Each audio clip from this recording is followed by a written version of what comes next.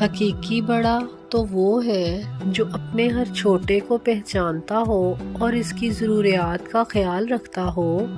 کسی جاہل یا کم عقل شخص کو سمجھاتے وقت یہ خیال مت کرو کہ تم اس سے کیا کہہ رہے ہو، بلکہ یہ دیکھو کہ وہ اس کا کیا نتیجہ اخذ کرتا ہے۔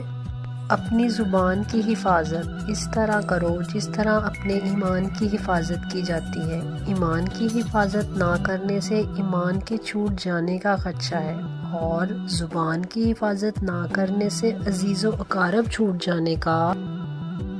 انسان اگر زبان کے استعمال کی بجائے دماغ کا استعمال زیادہ کرے تو بہت سے مسائل اور مشکلات سے بچ سکتا ہے۔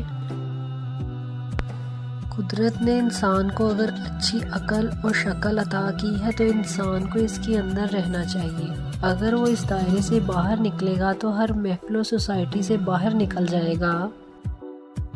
جب کسی انسان کا ایمان آباد ہو جائے تو پھر شیطان کا جہان سنسان ہو جاتا ہے۔ حق تلفی و ناانصافی ایسے ہی قابل نفرت عوامل ہیں جیسے کسی مسلمان کے نزدیک حرام گوشت کا لقمہ۔ چینل کو لائک اور سبسکرائب ضرور کریے گا۔